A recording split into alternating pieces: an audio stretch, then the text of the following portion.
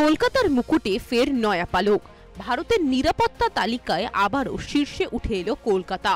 National crime records bureau NCRB 2023-এর রিপোর্টে এমনই উল্লেখ করা হয়েছে। এই নিয়ে টানা 4 বার একই খেতাব জয় মহানগরীর। তবে 2022-এর তথ্য অনুসারে এই জয় দেশের লক্ষাধিক জনসংখ্যার শহরগুলিতে বিচারযোগ্য অপরাধের সংখ্যার নিরিখে এই হিসেব করা হয়। তাতে দেখা যায় সবচেয়ে কম অপরাধ কলকাতাতেই। মূলত রেজিস্টার্ড মামলার সংখ্যার উপর ভিত্তি করেই এই তালিকা বানানো হয়।